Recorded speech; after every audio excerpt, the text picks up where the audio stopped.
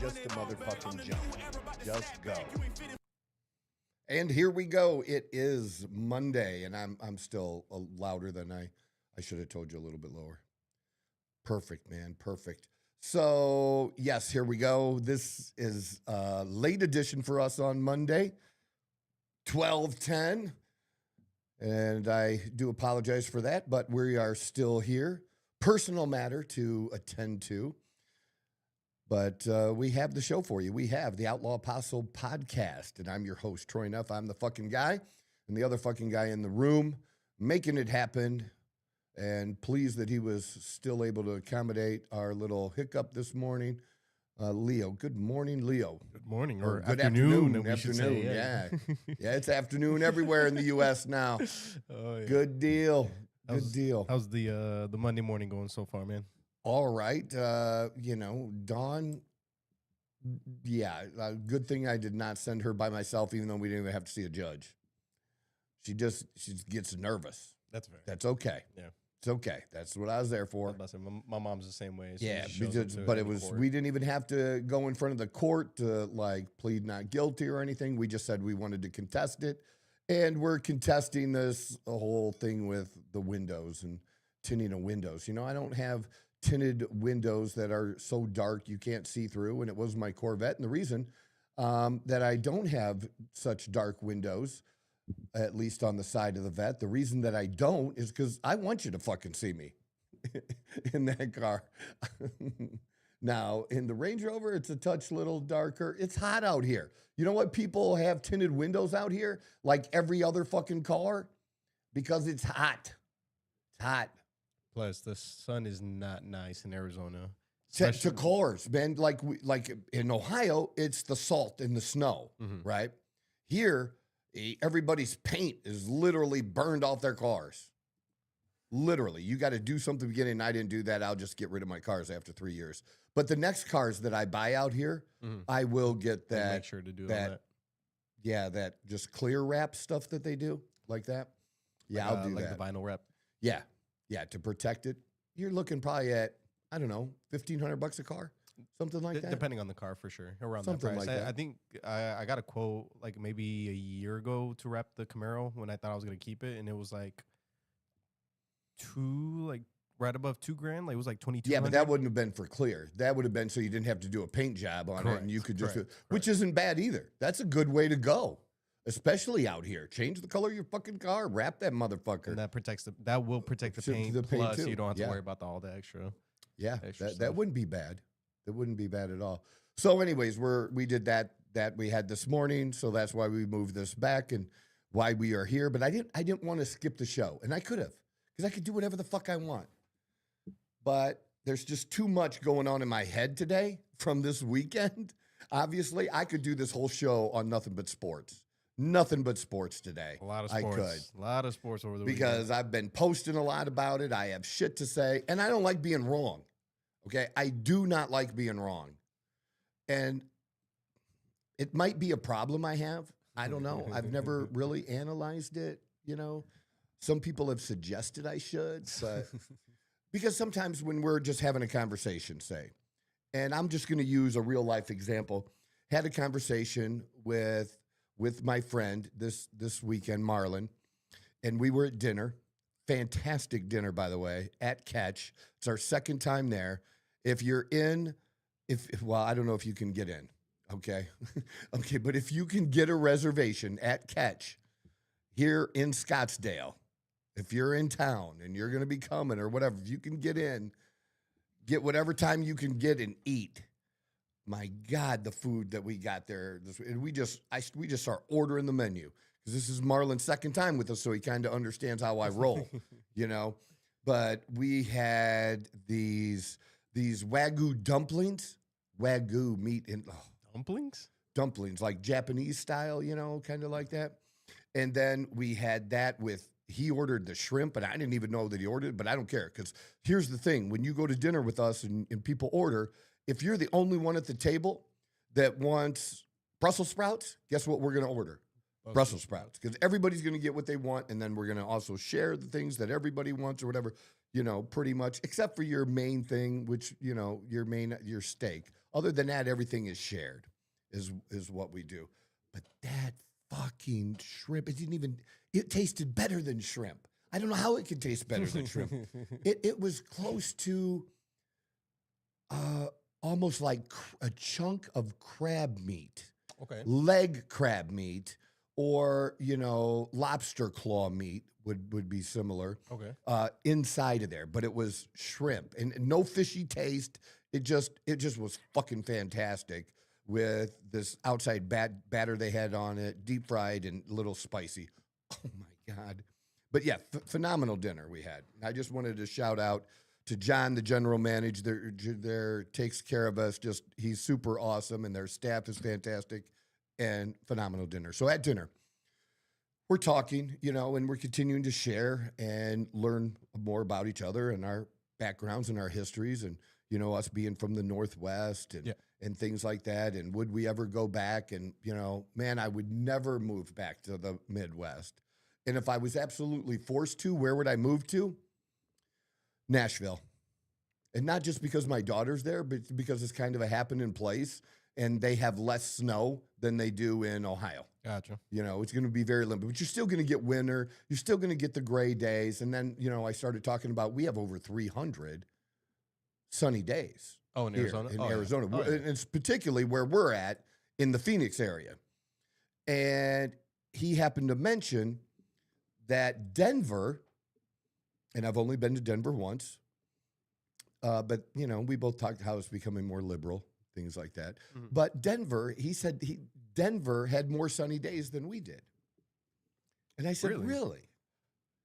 And, you know, see, I have this little thing about myself where I've really fine-tuned it over the years. And what it is this thing where I don't always know the right answer, but I have this antenna that just goes zoop when I think I'm hearing the wrong answer. Yeah. So we're talking, and I was like, you know, I'm gonna have to look that up later because we were eating. We didn't want to look it up at the table and stuff, but you know, I got to look it up later, and not to like prove that I'm right. It's not for that. It's just that once we get talking like that, well, then I find out the answer, and then I'm going to share the answer with the other person, and guess what happens most of the time? I'm right. And they don't have more sunny days than we do. They have around 250, which is about 50 to 70 days less. Now, that's still not too bad, the number of sunny days they have. Actually, and that's a lot closer than I expected. Yeah, that's mostly because of the altitude, and they actually have some dryness too because of the altitude in a place like Denver. But 50, 70 days really is that's a full 2 months more that we have here. They're top 5 in sunniest states that we have. Well, and then I looked it up, like who gets the most? Arizona. But not by state. I'm not talking states. I'm talking cities now. Oh, cities. Gotcha. And it's Yuma, Arizona, right on the border. That makes sense. And it's actually, right? I don't know. It could be, but it's the most of anywhere in the world. Yuma gets, and they're like at say 320. So you maybe are getting about a month's worth of non-sunny days in Yuma, but then you have to realize you're living in Yuma, right? I mean, I don't know if that trade-off would be. Definitely not. Yeah. Okay. Definitely. I let you call that and just agree with you. The only way that it'd be nice to live in Yuma is if you had a lot of land and you had everything you needed at home. If you didn't have to leave your house, then living in Yuma may not be that bad. Other than so that, you would need a compound, and I think what you would also have to have is an underground tunnel to Mexico.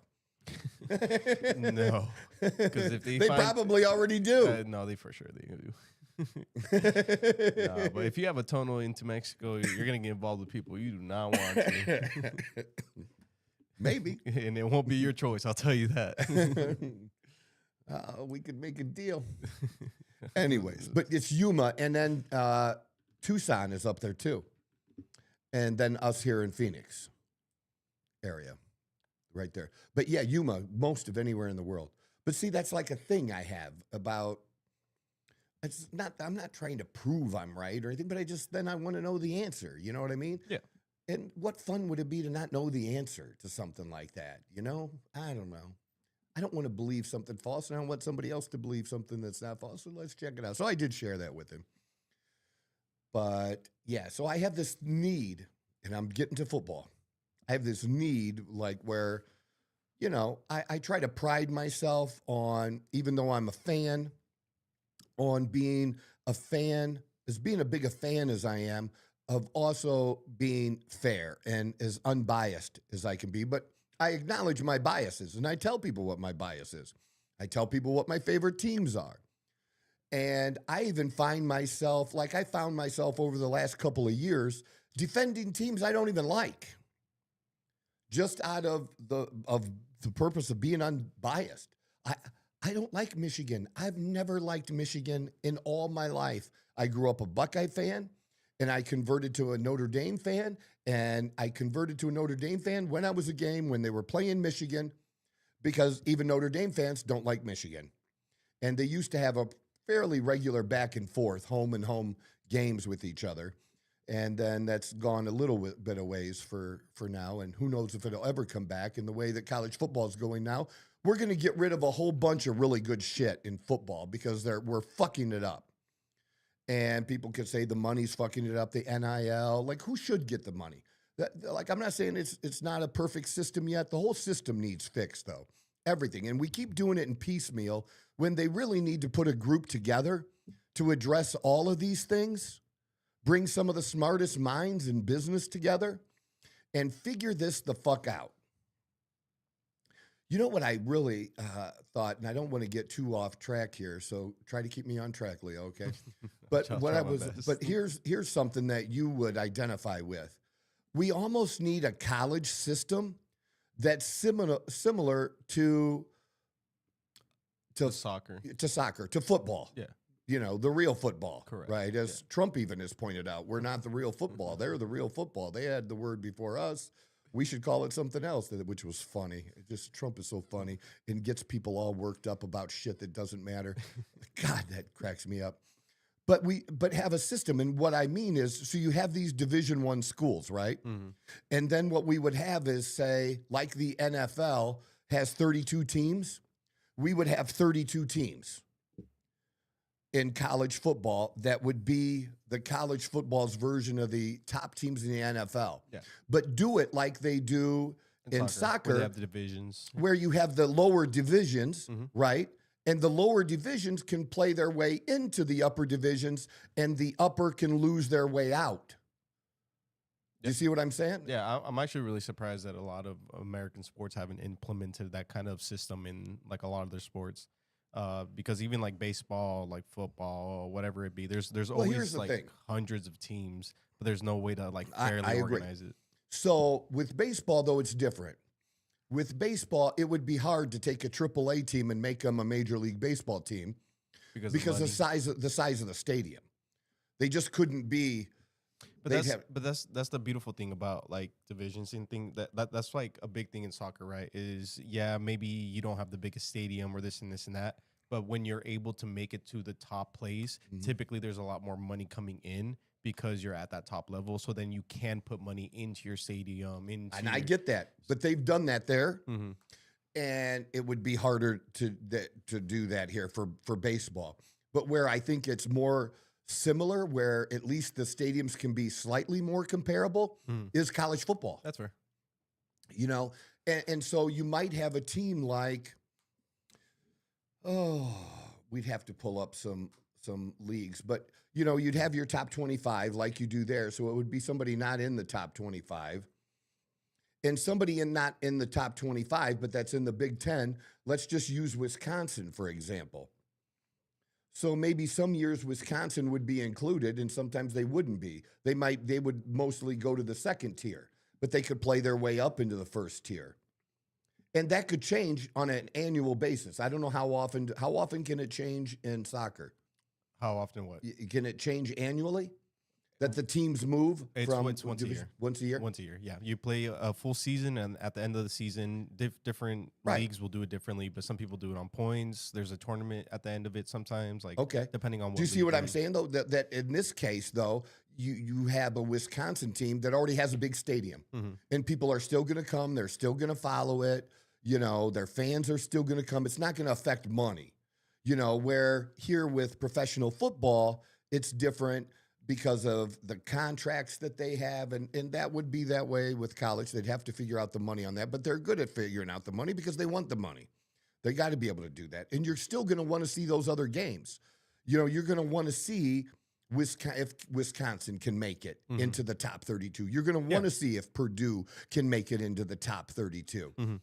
And nobody's talking about this. I've not heard anybody else bring this up about trying to do it more like these divisions that they have in European soccer. And they do it in all across the world that way pretty much though, don't they? Correct. I think Not just European soccer, but you No. know, I think like unless there's not enough teams in that country, pretty much all leagues work the same way. yeah. I think that's where I feel like a lot of it would work here in the U.S. Because, like I said, It's worth looking at. it's one of those things where it's like the money thing comes with the division, right? So it's very simple. Like the higher you go up, the more money you get. That's Yeah. nice and simple. And then there's the bonuses for like where you place the league, if you win X amount of cups and stuff like that. So I don't know. And maybe that would adjust the money to be not as outrageous as people think it is now. Because how can you give a contract for $100 million for 10 years when you may not be able to fulfill that contract to that player Yep. because 5 years into that contract, your whole team falls out of that division? Exactly. Do you see what I mean? But No. that's what the problem is now of trying to make it work with NFL, where college, they're not paid like that yet. It's not done that way, Yeah. and they have similar stadiums but this could be a good test trial for everything, right? I agree, But yeah. but definitely for college. I thought you'd like this idea. I think I mean, it's something. I've had that conversation with one of my other friends that's very big into football because I've always like again I'm not like the most knowledgeable, so like when NFL comes around or college football, he's a big football person. Mhm. So I've had this conversation with him because I would ask him because we watch it together, and I'm like I don't understand why, especially in college, because there's so many different schools Exactly. that you get that I would have thought, because even in high school they do the division thing where it's like your first division, second division, third division, depending on how you finished last season, or if Right. you won the championship, then you'd be a certain division, and then you go against those people in the same division. But in college is completely different. They just have their own Well, conferences, and like they decide to But like do but it but all. you know what? It's not. It's only in Division 1. In Division 2 and Division 3 college, Mhm. they have more of the same type of a playoff that they have in high school football. Really, Yep. I did not know that. Yeah. So that's the thing. And then see, the thing is, the thing is, how do you evaluate teams when they're not playing all the same level of competition? Yeah, and that's where the promotion relegation thing comes into play. Is like if one team is doing super well, the only thing is like I think it's a little bit harder with, now that I'm thinking about it, a little bit harder with college football, because in soccer you do get players for more than 4 years. You get to build a solid team over time. So with college, that is the one thing I'm kind of taking into account, is that you only get them for 4 years max, right? Right. Sometimes you get them for 2 years, 3 years, depending on how Well, well they do and stuff like Because that. of COVID, some of these dudes are playing 5-6 years. Yeah. It's crazy with the exemptions, but I understand your point. So I I'm understand not your sure point. how much that would affect different schools and the severity of like their, like how well they do each year. Because if 1 year they have a But like, again, but a Wisconsin has been good before. A Wisconsin's been to the Rose Bowl. They've won a Big Ten championship before. So, or a Penn State. So, like I'm saying, but at least if you have 32, and those 32 teams are only playing other teams that are within that top that 32, division, yeah.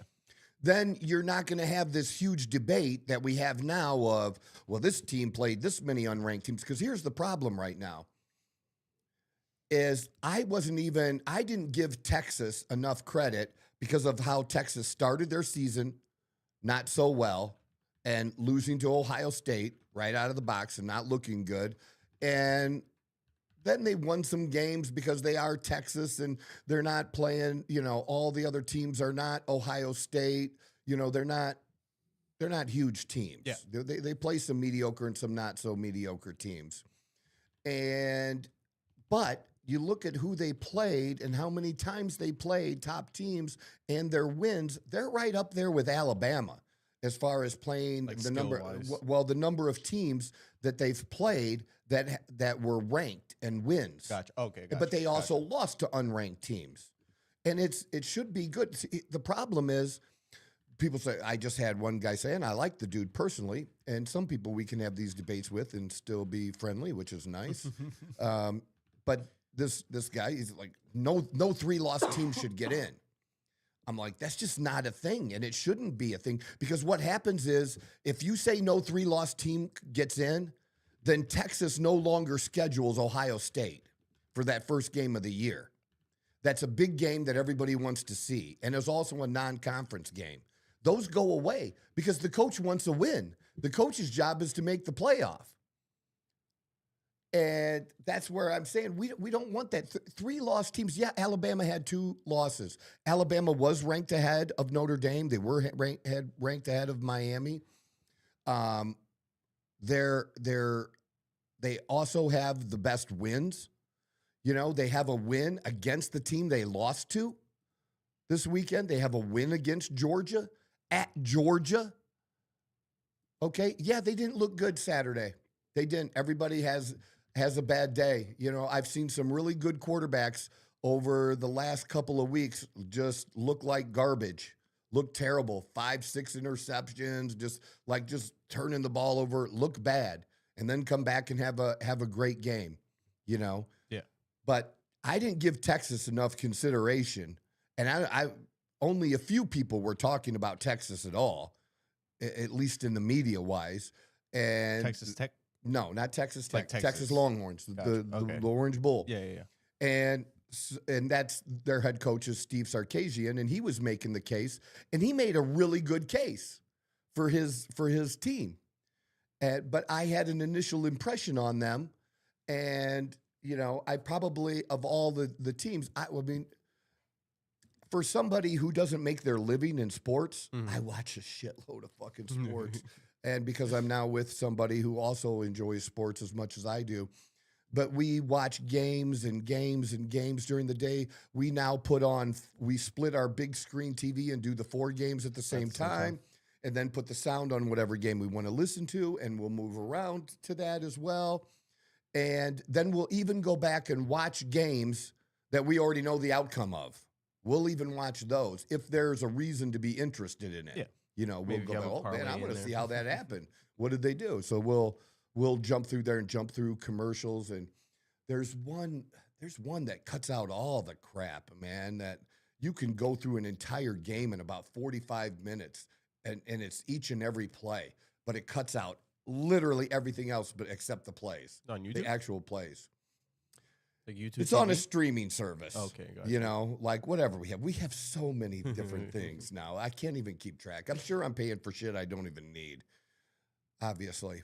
But that's my whole point is we have this system, and they tried to fine-tune it a little bit this year, and the way they fine-tuned it didn't work. Instead of the teams being the 4 teams that, were conference winners, they're taking the top 4 ranked teams to be ranked 1 through 4 and to get the buys. The problem is that they've included 2 teams from 2 conferences that aren't very good. And that's JMU and Tulane. And Tulane is, they're actually a decent team who can give a good team, a better team a run now and then. But they're going to get crushed, man. They're going to get crushed. Where's Tulane at? Where's Tulane from? Is it, you'll have to click on it. Are they from the Carolinas? I've never heard of that I college don't in know. my They've been life, around, to be yeah. honest with you.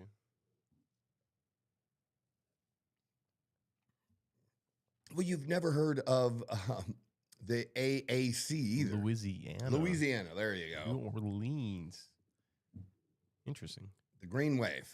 I mean, doesn't that Green Wave look really mean? I mean, but they are. Come on, man. You know what I'm saying?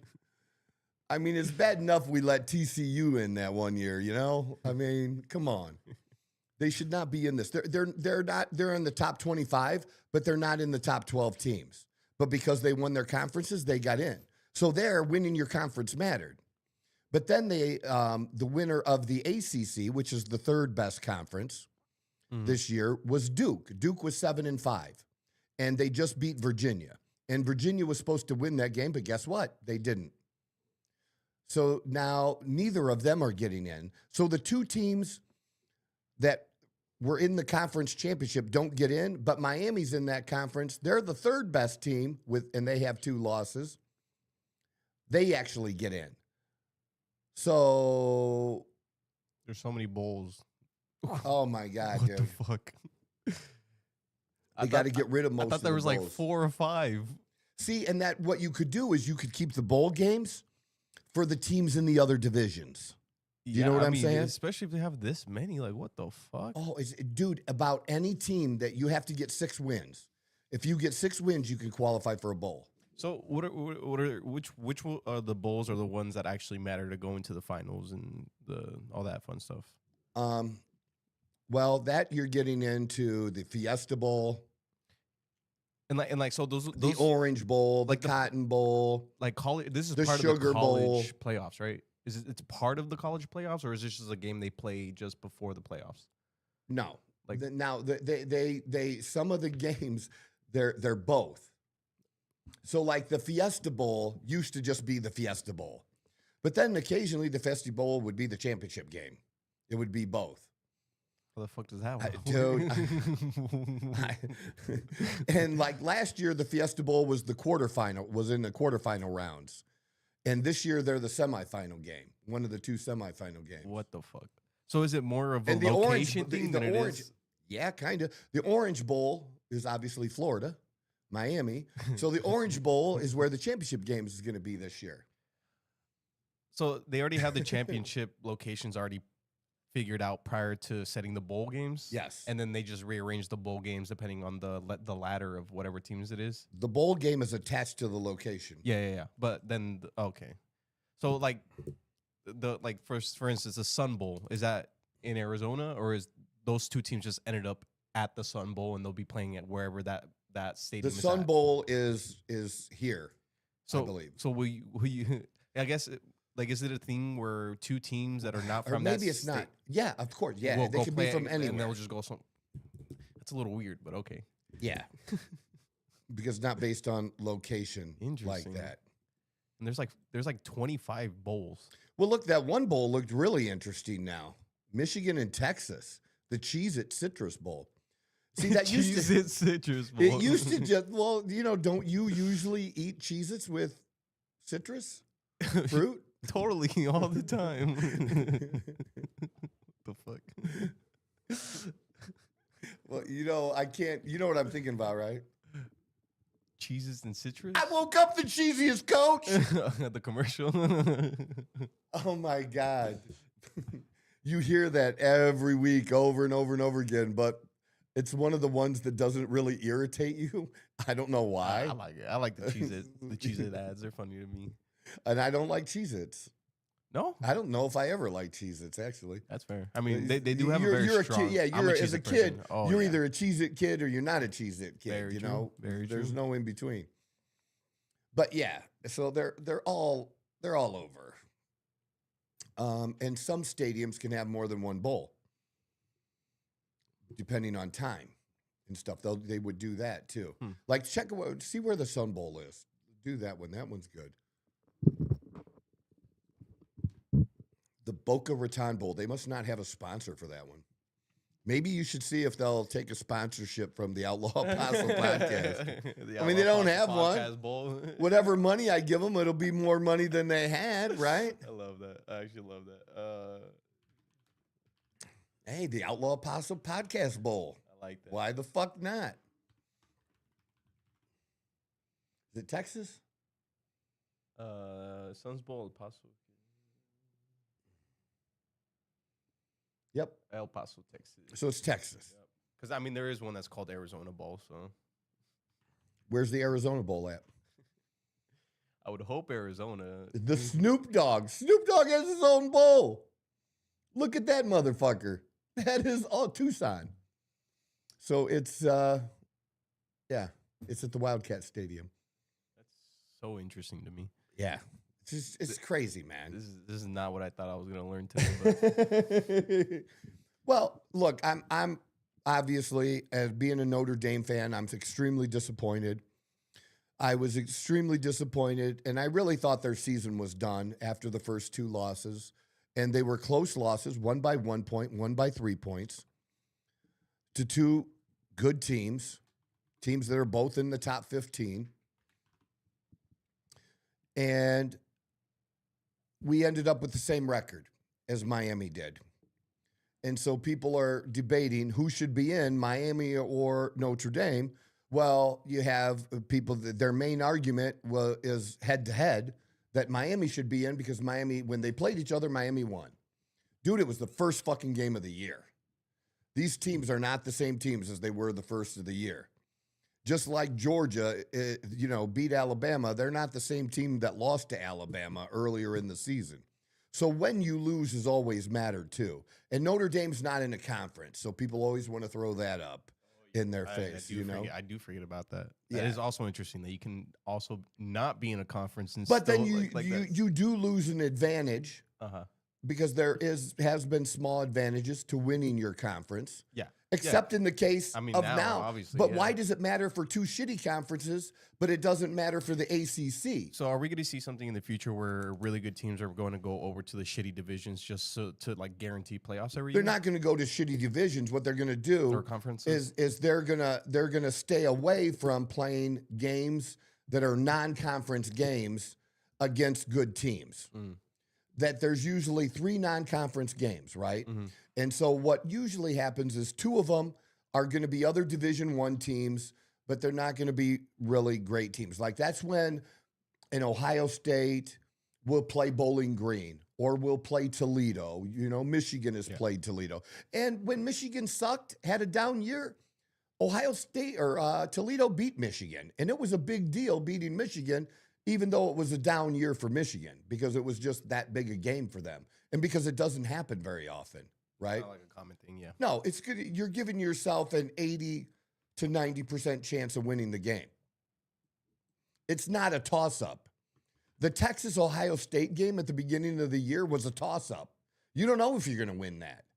Now, do you want to take that risk if that one sole loss?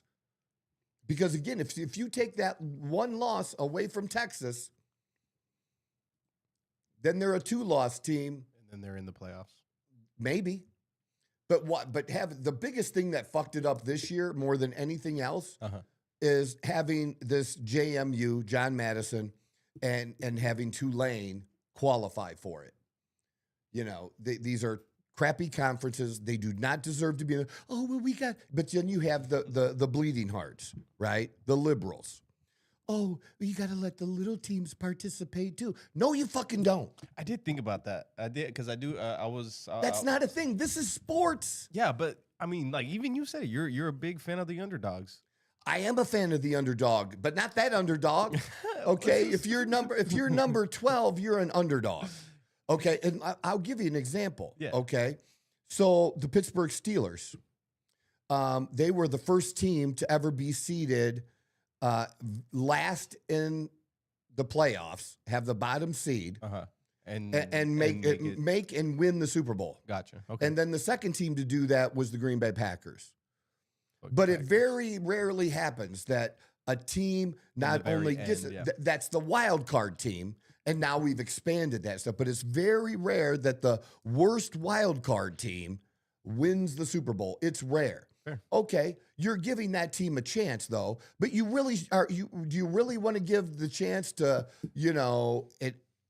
a team that's got 3 wins? Everybody doesn't get in, dude. Everybody doesn't qualify. No, There's that's not fair. enough. You got to have cutoffs No, somewhere. no, You gotta have cutoffs that I can somewhere. understand. That I can understand. And, Like, and if, this, if your but this record's whole, not good the enough, whole you shouldn't reason, be able to yeah, compete. the whole reason we expanded was to have the best 12 teams and enough teams compete against each other that it felt like a legitimate championship. Because how it used to be years ago is they didn't even have any type of playoff, dude. They just went by the rankings in different polls, and maybe those two teams that were number 1 and number 2, maybe they didn't even play each other in the bowl game. And it was, well, the number 1 team was playing the number 3 team, and the number 2 team was playing the number 6 team in a bowl game. And depending on how they did, people voted, you know, journalists, sports writers voted, or whoever voted, and they determined who the national champion was. That's how they did it, dude. And then they went to putting, you know, the 2 teams in. Then we went to 4. I really need to learn the history of college football because Yeah. it sounds like a fucking headache. I'll be honest with you. But it is. That's the point. No, but I did pull up, like I did search up, like why doesn't college football? Because there was only like I think in total like about 500 total colleges in the U.S. or that are in the ability to like compete or whatever. And some guy did like a page and a half of like a breakdown of how he would like kind of have it like broken down and stuff. Breaking it down into a system like the like what we regulations and promotions, like what we talked about. Correct. That's awesome. and Send that to me too. I Make will sure you send that for to you. me. But the one, like the number one thing that I do see that is very like common in this is that one of the biggest reason why it probably won't ever happen is colleges are like have spent so much time getting the NIL deals and like the TV deals and stuff like that, and they're not gonna let it go. Dude, that's literally the only reason why they won't. That's be able why to I'm fix saying it. you gotta do something based on the money. There's always going to be money there, but the reason that Notre Dame doesn't participate in a conference is they would have to share that money with the other teams, and they have the best deal to not. And now they were just fined by the NCAA $500,000 because they told the NCAA, "Fuck you, we're not going to play in one of your shit bowl games." The team decided, the players. And look, we got to remember, right? These kids are still students. Are we just going to say they're not students anymore? I'm okay with that. That they're just minor league professional athletes representing an institution. We can do that.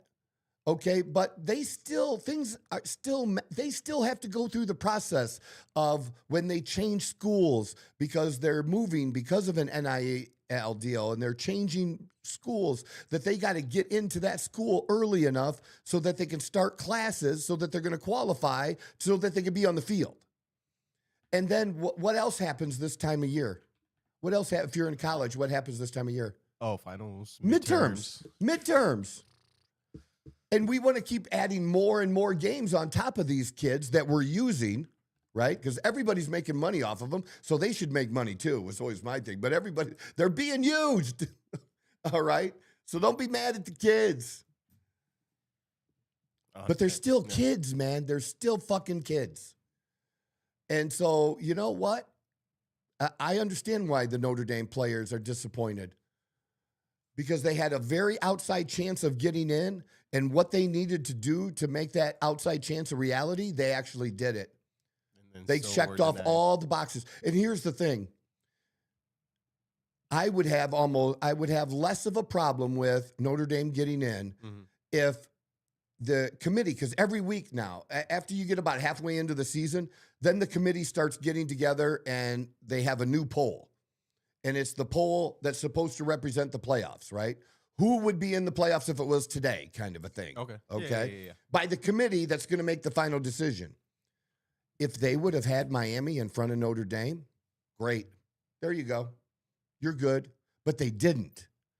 They had Notre Dame ahead of them. And then this past weekend, neither of those two teams play. And if neither of those two teams play, why does one team jump the other team? And if you're saying, well, we go to head-to-head, then you should have already had Miami ahead of Notre Dame by 1 or 2 spots before this weekend. Fair. Yeah, it is fair. Fair. It is. Yeah. And that's where I don't like to be wrong. I don't try to analyze it sometimes when I get into discussions with people. Mhm. I'm not just giving my feelings or what I think and that this should happen. When I'm going over this stuff, I'm thinking based on what the committee thinks and the things that they've detailed to us over the years of what matters and what they consider. Mhm. They consider the whole body of work. They consider strength of record more than strength of schedule. And I actually Of did past years. no of that year. Oh, okay, but okay, okay. what I've analyzed past years Mhm. where there was a time when we were doing the 4 teams that all 4 teams were the top 4 teams in strength of record. I think in all the years they did it except for one. One of the teams was maybe number 5 strength of record. So that was a super strong indicator that if you looked at the end of the season, who was the top 4 strength of record? They were going to be. Because strength of schedule goes by, well, you're playing this team and you think that team's going to be good, and they turn out not to be. But strength of record builds on itself throughout the season, what actually happened in that game, Mhm. and basing it on that. So that's it. And then the biggest fuck up of all, we wouldn't be Miami fans and Notre Dame fans would have never been fighting in the first place, really, if we would have just had these 2 teams that don't belong in it, Mhm. not in Not it. in it. Okay? Because then my question is, why is these are shitty conferences, okay? I'm sorry. And I'm not going to call the MAC, the MAC is in the same group as those shitty conferences, the Mid-American Conference, and that's the area I grew up in. That was Toledo and Central Michigan and Eastern Michigan and Northern Illinois and Miami of Ohio and Ohio, okay? And some great players have come from there and gone on to play in the NFL. Some great coaches have gone on from there. Nick Saban, coach at Toledo. Urban Meyer, coach at Bowling Green. The coach of Iowa State that is going to Penn State now. Also, Campbell, he also coached at Toledo.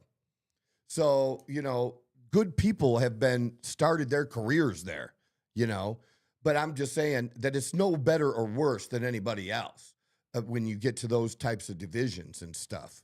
Yeah. But they're not good enough, dude. Like it's rare for a Toledo to beat an Ohio State or for a Bowling Green to beat Ohio State. It's rare. Yeah. It doesn't happen. Yeah. You know what I mean? But when it does happen. Yeah, it's a big thing for that school, and that's great, but that's not in the playoffs. Yeah. And they still couldn't beat 3 teams in a row to get there. They would have no chance. And I'm sorry, it's not like basketball, okay? It's just not. This is your Cinderella team. I don't even know who I'd consider a Cinderella team in this, but both of them would be. And if either one of those 2 teams could win the one game, they'd be one and done. That alone, yeah. They'd be one and done, man. There's no legitimate shot. Like I want you to do basketball. Okay. NCAA basketball has a 16 seed ever made the Final Four? Because it's a big deal when a 16 seed makes the Final 8, right? I think pretty recently, actually. The Final Four, we'll see. Oh, no. 16 seed has never made the Final Four in either the men's or women's NCAA division. All right. What's the highest or what's the best a number 16 team seed has ever performed in men's NCAA basketball?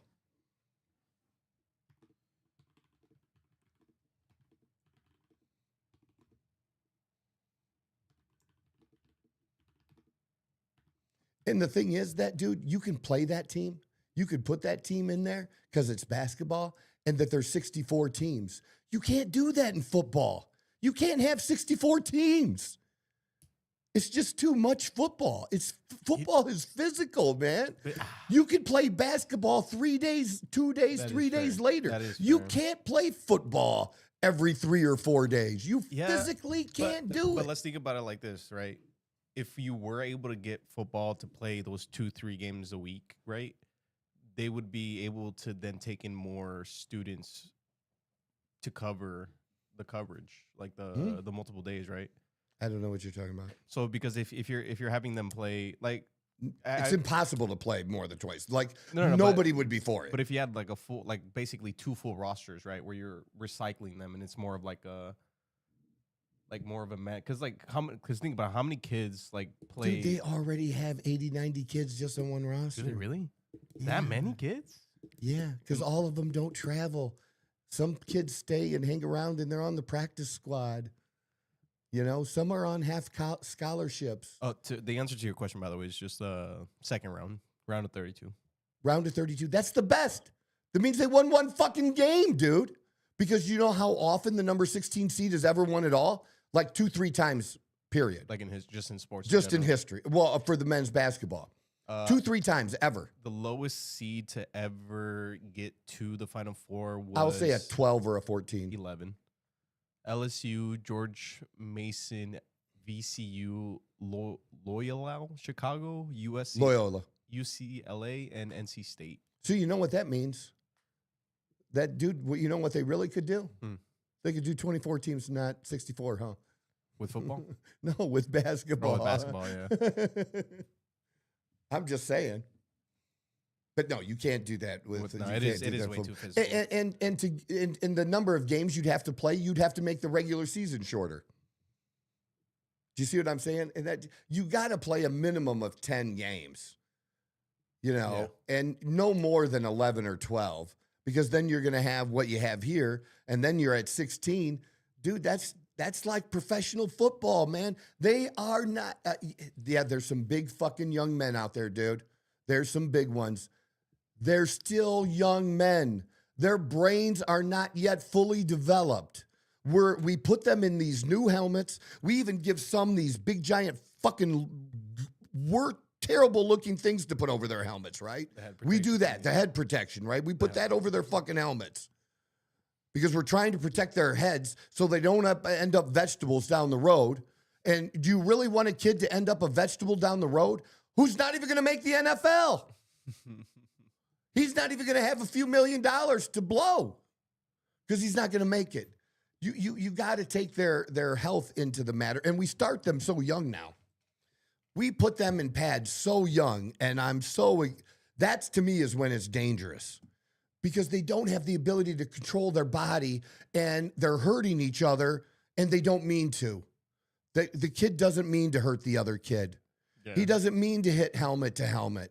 And you can practice and teach all you want, man. Fall and because I remember when I was a coach for like Little League or for soccer, we couldn't not let them head the ball. Like that was like they could not head the ball. Like no matter how old they were, like they were too young to like even make contact with the soccer ball because it would, obviously like the same thing. Yeah. So like the fact that you're even putting them in pads and having them hit each other, jiggles their fucking heads around. Their brain goes like this inside the little cranium, dude. Yep. That's why I'm saying it's just not healthy. You got to think about not just money, and I love to think about money, okay? But I'm also thinking about the kids as individuals. And do we still want these motherfuckers, at least some of them, to try to graduate? If you're not going to the NFL, I hope that you're at least going to graduate. Get fucking something. Even if you have to stick around another year to make up for, you could only take so many classes because of the football. Because so much of your time is dedicated to that, and they'll cover that for you, and they do, So there is that element in there, but this way is it's fucked up. It's just fucked up, and I'm not whining about it because I'm a fucking Notre Dame fan. I was going by the things that the committee had said in the past. I was going by the fact that when Ohio State just lost to number 2 Indiana, that some people thought they were going to drop, and I said, no, they're not going to drop. Mm-hmm. They're both undefeated. The number 3 team and the number 4 team already have one loss, okay? The number 3 team lost to another team at home, and the number 4 team, which was Texas Tech, lost to Arizona State. Okay, and Arizona State was above average, but they weren't great, but they were above average. Okay. They were in the high 20s, but that's, you know what I'm saying? It's not the same thing as your number 2 or your number 1 and lose to number 2 or 2 to lose to 1. Yeah. And I said they're just going to flop spaces. They're just going to flop spaces. There's no reason that either of them should be penalized, and especially when the game goes. If it had been a blowout, then maybe you do sneak somebody up from 3 to 2 and you drop 1 to 3, maybe, if it's a blowout. But it wasn't. It was 13 to 10, and it was a chip shot, missed field goal, and I feel terrible for that kid today because that kid, I can't even imagine how many death threats that kid has gotten. Dude, I lost money on that game. Like, I didn't bet little money on that game either, too, dude. No. Yeah, that is another big thing, too. I mean, $1,000 bet is a lot for me. You know, that's my upper end of a bet. That is a lot of money for a bet. But that's how I really thought they were going to win. And I actually parlayed that with Virginia and Duke. Virginia's 11-2 and had already beaten Duke earlier in the year, dude. They blew them. It was a bad score, They right? They lost by 7. Oh, okay. There was a difference. But I picked both of them to win because of the way they were favored. It made my payout better. It made my 1,000 payout if I had won 2,500, like something like that. You know, would be nice. Mm-hmm. Look, I disclosed my losses, but I'm pretty good too. I'm pretty good at picking them too. But yeah, and you know, Bama has 3 losses now. Bama, so you're just going to look at the losses and not the wins. I'm about to say Bama's. You have to look at everything. Alabama just lost on a neutral field to a team that they beat on their field, on Georgia's field. You gotta, yeah. And they lost to Oklahoma. I believe that was at Oklahoma too. That was away. And Alabama didn't look good this week. They didn't. I totally get it. I totally understand. And Vanderbilt, I would love to see Vanderbilt in there. They would have been tough, man. They would have been tough. But I'm just saying, you can't let any one of those teams, not just Notre Dame. I'm not just arguing for Notre Dame. I'm arguing for Texas too. There's no way Notre Dame and you can tell me we have the best 12 teams when Notre Dame and Texas are sitting on the sidelines, and those are 2 teams you don't want to play right now. So all the top quarterbacks played pretty mediocre this weekend, okay? Because you had Ty Simpson for Alabama. He didn't have a great game. I wouldn't say Menendez or Sayin either had outstanding games. They both had difficult games because both defenses played very well, but neither one stood out like, I'm the Heisman, I'm the guy. Neither one of them stood out. And the one guy who's been showing up every week and getting better and better and better and has done it all season, and he did it last season, is Jordan Love, your running back from the Fighting Irish. And he doesn't get a chance to show that off now anymore. He's done. He's just going to go to the NFL, and maybe I hope they still put him on the stage for the Heisman, but to me, he's my Heisman winner. And that is biased. I will tell you, that is both biased and not biased. It's both biased that I'd like to see him win because he's a Notre Dame guy, but also he's been putting the work in. He's shown up as much as anybody else has. I am going to run to the restroom. All right, you just run to the restroom. And I'll share something else. I didn't really know I was going to talk about that long. That's why I said I could do the whole show on football. And that's, what we spend a lot of our day, Saturday, watching games. We went out to dinner.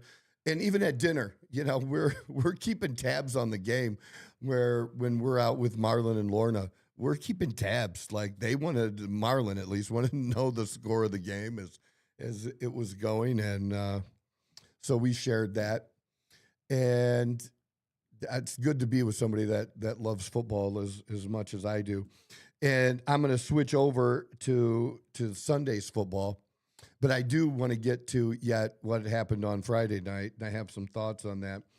But the Cardinals, we expected nothing from the Cardinals this week. We got there 3 hours before game time so that we could get a seat in the area, in the club area where we wanted to be. And yeah, we did that. It was comfortable watching all the games then that started before the Cardinal game. And I knew it was going to be tough. I did not expect, in fact, I bet on the Rams to win the game because the Rams were just the better team, even though they had lost the prior week. You want to like cure what ails you. If you're a professional football team, come play the Cardinals. That'll make you feel better. All right. And what we didn't get from the Cardinals this week is we didn't get that little bit of hope that they give us. There was no hope. No, they just got demolished. They scored within like the first minute or two. Dude, but after like before the end of the first quarter, it was over. You just saw how the Rams were running the ball down the field and just literally running over them because passing yards, there wasn't a big difference passing yards, but it was over 200 and some yards on the ground. They just completely ran over the Cardinals on the ground. It was not close at all. But a good time. A lot of Rams fans there, and Rams people show up. People drive from LA here because this is a great place to come and spend a few days, and they do that. When you open the QT app. I don't even know what's playing. Yeah, that off to the side there. But anyways, yeah. 128 to 22. And that's rushing. That's quarterback. Yeah. And it's not good that Brissett was our best rusher. But if you look at passing yards, 281 to 271. Yeah, it was right there. It's right there. Yeah, my friend loves to call him Brisket. Well, he played like a burnt brisket today. He did. tried, man. He tried, but he's just not. He's a good backup, man. You know what I mean? And there's not a lot of good backups. But I would never feel bad, at least at this stage. You know, if my team had somebody like Brissett as a backup quarterback, I'd be okay with that. Yeah. Because I like to at least feel like my backup quarterback Can actually play. well, that I have a 50-50 chance of winning. Because who's the Commanders? Daniels got hurt, and then they put in Mariota. I don't even fucking know. But No, it's Mariota. He was not doing well. But he's done well before, and Yeah. he started games. But he's not a bad one to have as a backup Is he either. pretty all right? He's all right as a backup, but he's not going to get a starting job again. I really don't. I don't think he's had his chances to kind of show off and earn that again, and it just hasn't. It Fair hasn't happened, man. Chiefs, It hasn't happened. Chiefs losing again. That was crazy last night, Chiefs man. losing again. What the Yeah, fuck? but my Steelers won, and they won a hard game. It was a close game, wasn't it? From the Yeah, highlights, I saw, it was fairly like very close. Yeah, but Pittsburgh really, if you watch the whole game, it wasn't as close as the score. Gotcha. Really. Gotcha.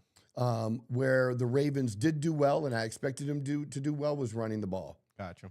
And both teams' defenses, are tough. So it was a good game. I'm glad Pittsburgh came out with the win. You know what game I did like the Bengals Bills game.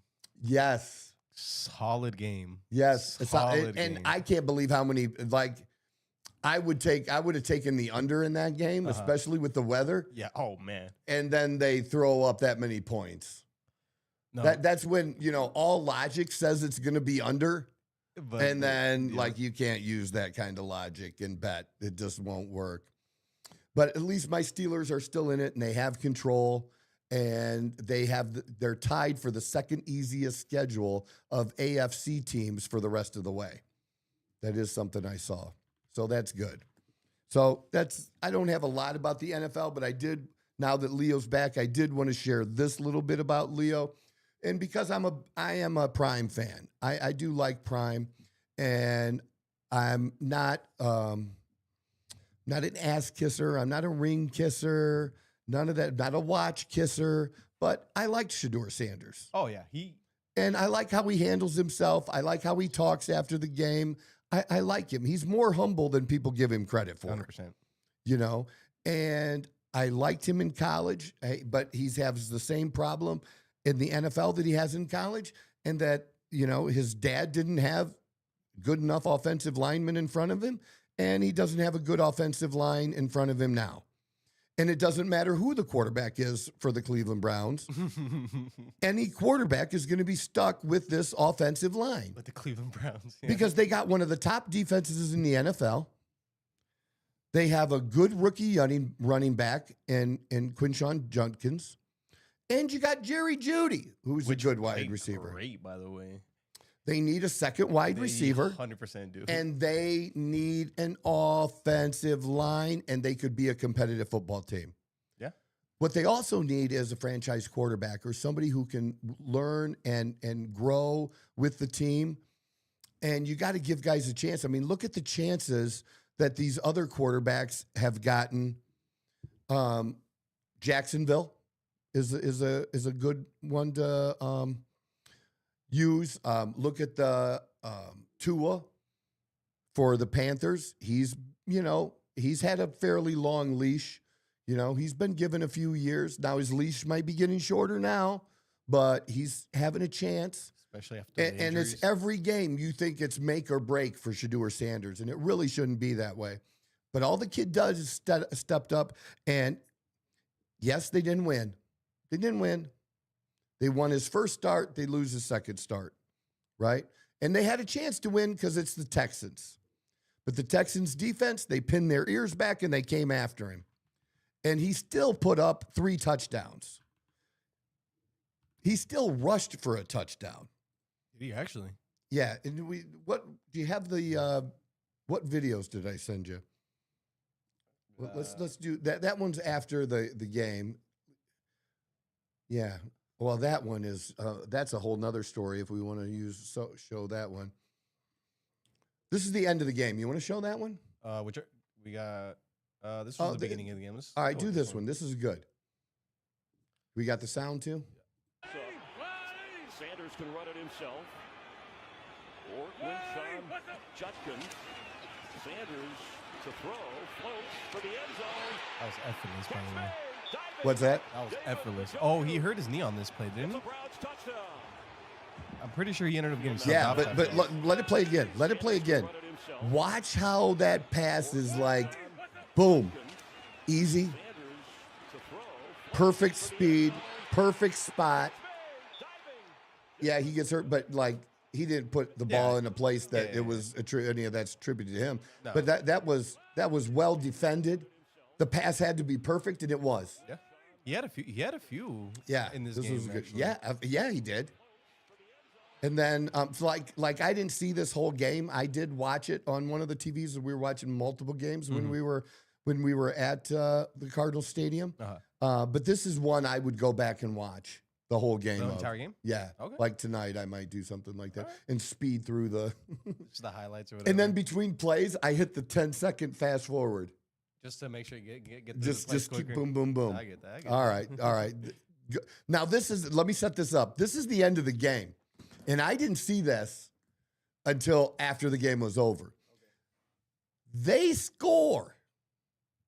The Browns? The Browns score and make it 31-29. Oh, it's the 2-point conversion. So they can, if they kick a field goal, they're not, or kick an extra point, they're not going to win. Yeah. They have a chance to tie the game. Who got him there? You didn't even have to watch this game to know who got him to this point and gave them a chance to win. Yeah. Who threw the fucking touchdown? Shedeur, right? He brings them back, as I've watched him do in college. He brings them back. That dude is cool under the last few minutes to try to come back and win a game. I've seen him do it. The coach pulls him. What? The coach pulled him. I didn't know that until later either. You put another running back in or something? Or what was the play? Well, it was to the running back. Go ahead and run the play. That's interception. Wow. That's it. It's over. Wow. Done. Let it play. Watch it again. Oh. And if he did pitch it, maybe it would have worked, maybe not. No, but I don't know. But why run a wildcat? Why not stick with the guy that got you, that kept you in the motherfucking game, dude. The dude kept you in the game. And you pull him. And then play the Shedeur Sanders after the game. Comfortable though. So that's first and foremost that I have another opportunity to go out there. But in life you gotta understand how quickly things come or how long it comes. It could be taken at any point in time. So I'm never comfortable in situation I'm in. I always wanna exceed expectations and I always wanna grow. You know, in each and every week I would wanna put a better product of myself, be a better version of myself for the team to be out there. I'm definitely not comfortable though. So Didn't say shit about the coach. Any other players? There's only one thing that Shedeur Sanders can control. It's what he does. And he just wants to do the best he can do, and he's grateful for the opportunity. Yeah, that sounds like somebody who sounds entitled, doesn't it? Yeah. Definitely does. Yeah. That's what entitled people sound like. They sound like Shedeur Sanders. The haters, there's nothing Shedeur Sanders can do at this point that the haters are gonna that it's ever gonna matter for them. And that's so crazy. It's ever matter. That like if he would have, with that one interview that caused all the issues of him not getting drafted the first round or whatever, if he all that, like everything this season and everything, Yes. like all that just because of that one interview. And we don't even know the details of that interview. That's crazy. That was said privately, and then people are whispering to each other. For all we know, Because he actually didn't even. Like, when people whisper shit to each other, we know the truth gets passed all the time, right? That's what slight happens, changes happen, a little bit more exaggeration from one person to Something. another. You know, yeah. Something it does. Something it does. Well, I'll tell you what, Pittsburgh Steelers still need a quarterback. Because we rented. You have a goat on your team. Dude, we rented the goat, though. We rented the goat. And the goat is mad. He actually did look really upset.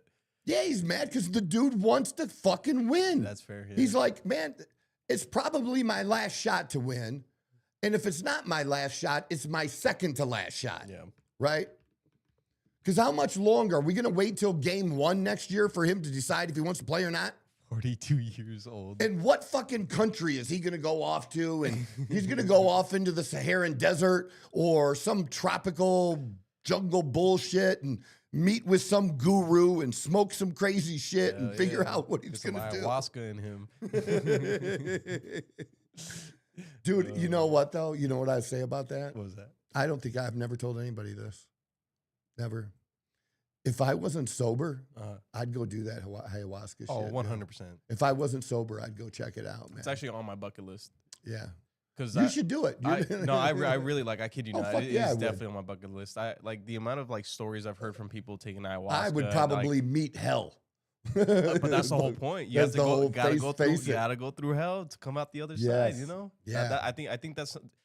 I would definitely do it. I was just watching a video actually. Now that you brought it up yesterday, where they asked him, right? It was like the guy that because he was kind of hesitant about taking the ayahuasca, and the chief, the one that kind of pulls you through it or whatever. He's like, would you rather have one horrible night and be good for the rest of your life, or continue going through your struggles of your life and like just one night is all it takes. It's gonna suck.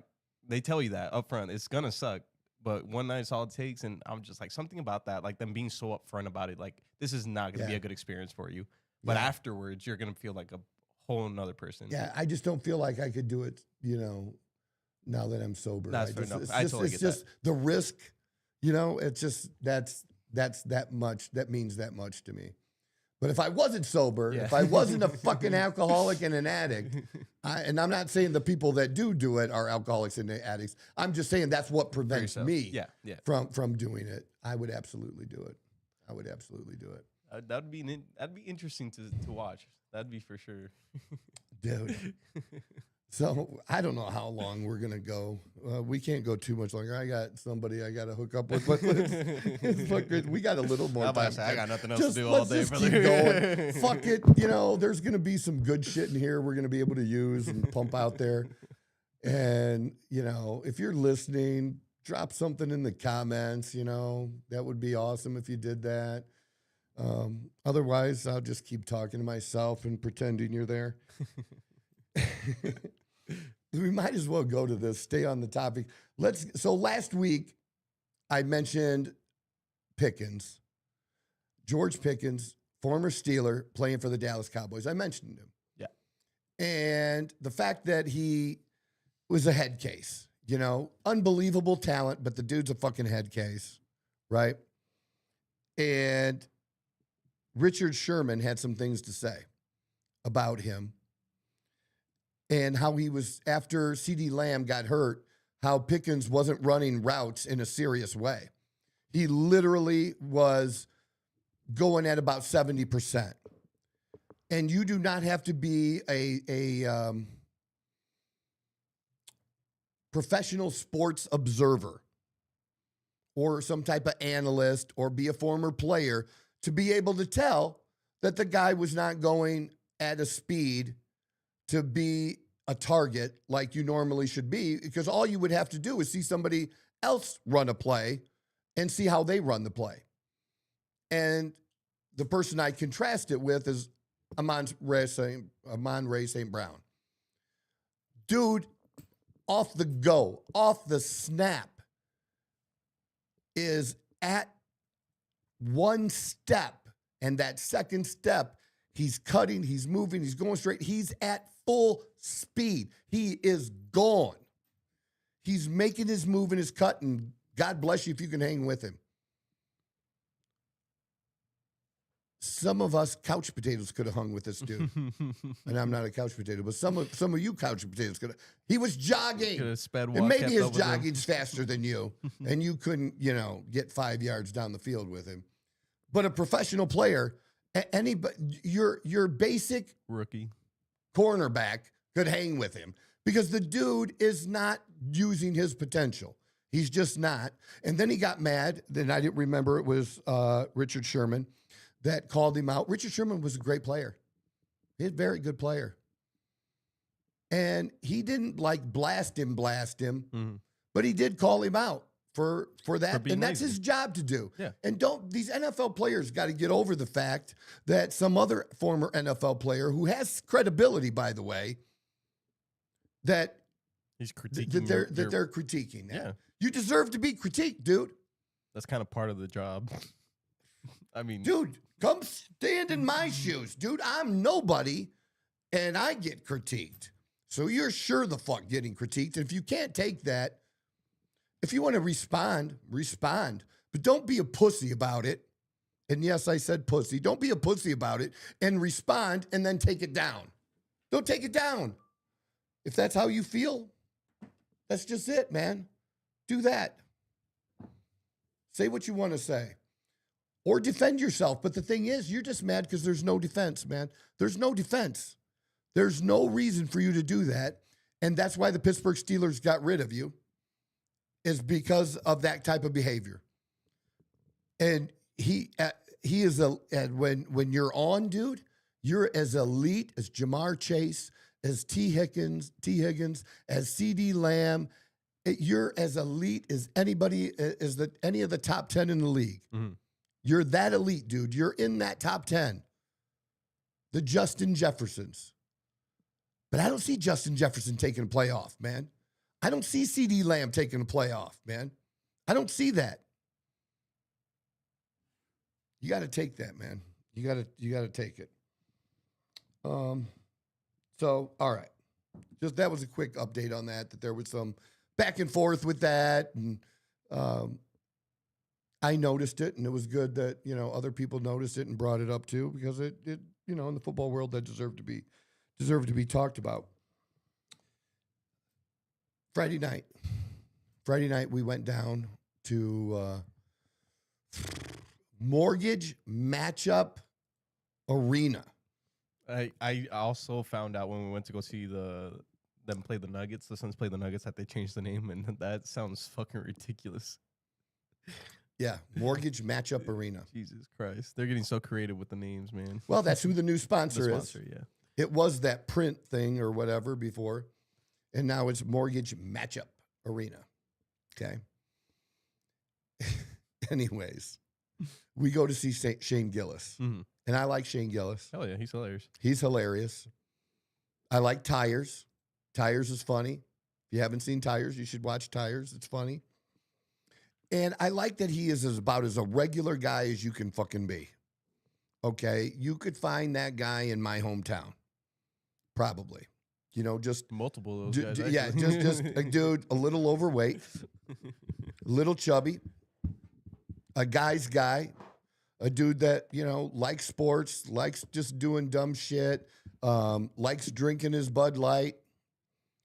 You know, probably, I don't know if he watches NASCAR, but I would assume. I think he does, yeah. You know what I mean? I would assume. I'm pretty sure he's talked about it once or twice on whatever podcast he's been on. But guys like that, a lot of them will watch NASCAR, and I'll even, you know, occasionally. I'm not against NASCAR or anything like that.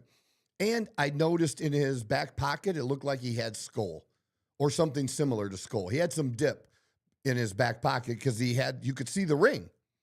And that was because we had good seats, all right? But they did have him on the bigger screen above too, so people maybe saw it that way. But I have an observation. Okay. That I made when Dawn and I went. Now, men are dressing terribly now. Just terrible. I mean, it's not even close how bad men are dressing now. And if you're going to go to, I don't know how much you need to dress up, honestly, to go to a comedian, you know, to go see a comedian. But even the comedians, here's my problem. Even the comedians, all of the comedians, including Shane Gillis, were the worst dressed comedians I've ever seen in my life. Like the worst. I don't know if you ever remember. I don't even know if they make them anymore. You ever remember Rustler jeans? They were plain pockets, the most plain pocketed jeans on the universe. These ones here? Yeah, see, and that, and in the picture they have of him that they had on the screen, I was up at the top, where he's holding the microphone like that. That shirt was even nicer than the shirt that he had on. Like, you know how they have those promotional T-shirts? Yeah, like they You give know, out at, like, concerts and stuff like that. or no. Your buddy has a concrete business. Okay. And it's got Smitty's Concrete on it, on the front, and the phone number, because they always got to put the phone number, because doesn't everybody hire concrete people by seeing somebody wear a T-shirt and it had the number? Hey, could you stop a minute? Can I get that phone number off your T-shirt? But small business owners do that type of stupid marketing shit, right? Yeah. Or if you're, I would say, a tow truck business, you're going to have your tow truck. He didn't have anything like that on there exactly, but it was that kind of T-shirt. Literally a throwaway T-shirt that somebody would give you, because you'd never pay money for it. You would never buy it. But somebody gave it to you, and it's Saturday. You're not going anywhere. A buddy's going to come over. You're going to throw some wings on the barbecue, drink some beers. Maybe 3 guys are going to come over. And you're going to throw some wings on the barbecue, and you're going to watch some football. Yeah. That's when you wear that T-shirt. And if you go anywhere, the only place you're going is wherever you need to go to make your beer run, okay? You're not going anywhere except for that. That's when you're wearing that T-shirt. All of those comedians look like that night, and some of them even worse. The jeans, like for the people that can remember, the jeans were the plainest, cheapest looking, crappy jeans you've ever seen in your life. I mean, they're not even American Eagle jeans, right? American Eagle jeans would have been acceptable jeans. Levi's would have been acceptable jeans. These were horrible. And every comedian looked like that the jeans they put on to come do this show, that they wore them the day before, or at least a couple days. They look like they've been worn a couple days without. I know some people wear jeans more than once before they wash them. I know some people do that. I will very occasionally do that if I wasn't in the jeans very long, like less than an hour or something, right? Yeah. Because I have more than one pair of jeans. I don't have to wear them over and over again. And so not only did they look like they were, had been worn for a couple days, they look like you leave them in a corner and you didn't straighten them out and flatten them out and put them over a chair. They look like you pushed them down your legs, kicked them off, and left them laying there. So they're all bunched up. All wrinkled up. Yeah. And you know what that kind of wrinkle looks like, right? Yeah. And then, like the one comedian right before him, this Korean dude, his shirt was god awful and cut up and had holes in it. And his jeans look like it's okay to have faded jeans. It's okay to have, stressed jeans and that kind of. I'm not against that. I have some myself. But these look like they had actual dirt on them. Like they had a dirtish tint to the jean. Recently fashion's had like a really weird kind of turn where they're basically wearing trash, right? Like trash bags, shirts with holes, like that. That's that's fashion right now. Okay. You didn't know that? No. You watch. No, and I believe you, man. And then so I guess these guys are keeping with the trend. But I'm telling you, it looked like shit. That there's no reason. You're Shane fucking Gillis. You're making some bank now, right? He had some Nikes on, but dude, you can buy some really nice fucking Jordans. Yeah, but Shane Gillis isn't one to. But he doesn't have to. Dress Look, up and stuff he doesn't like that. have to. Dude, buy a plain T-shirt that's going to be $100, $50 to $100, and it's going to be a nice plain T-shirt. I just feel like that's not Shane Gillis. Like that's that. When you say Shane Gillis, I'm thinking something like redneck. Like that's just But him, he's still good. That's like Just put on Just put on new Levi's that don't look like they've been sitting in the corner. I don't know. When you say Shane Gillis, it's just that's You the tell me person. he's going to be less funny. I'm just saying. I'm not trying to change his whole thing with the jeans I'm and just T-shirts. saying, like, I'm just saying a little, just a tiny. Yeah, but I feel like tiny bit. that's just like little teeny. I don't know. I think that's just Shane's like style. I guess is the best way to put it. Like that's just I know, how but, he dresses. Right, like, but see, I could do that same style just a little bit better on him. I could do. no, for sure. But again, I just don't think he cares for like the. He literally doesn't care. That's what I'm saying. Like I just don't because I've seen a lot of interviews and like every once in a while, yeah, he have a nice outfit on. But for the most every part, he's single like- comedian didn't care. it's always some lazy. I mean, they're in Arizona. Like who are they trying to impress in Arizona? No one. Nobody. They're not trying to impress anybody anywhere, dude. That's what I'm saying. Like I don't because I know because like if you look at I someone don't like know. a I Cat just Williams that has like I'm not trying to do that to him, and I get it. I know what you're saying. Cat is going to have an outfit, man. He's going to have a thing on, okay? A thing going on. I remember Eddie Murphy in red leather, all right? I get that shit. I'm not trying to change him. I'm not trying to put him in a shirt like this. I'm not trying to put him in a shirt like this. I get what you're saying. I mean, a totally plain, or it can have, dude, you could have wore a brand new NASCAR t-shirt of whoever your favorite driver is. Mm-hmm.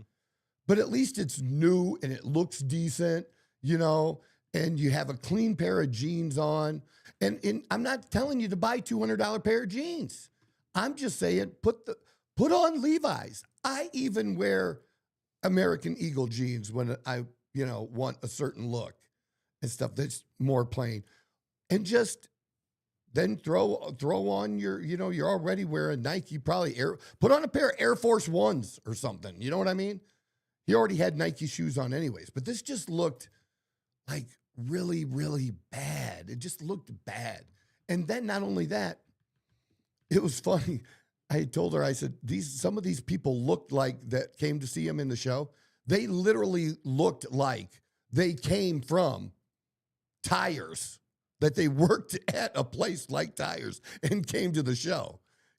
Just the Carhartt, the baggy loose jeans that are falling and they got to keep pulling them up so they don't show the crack of their ass.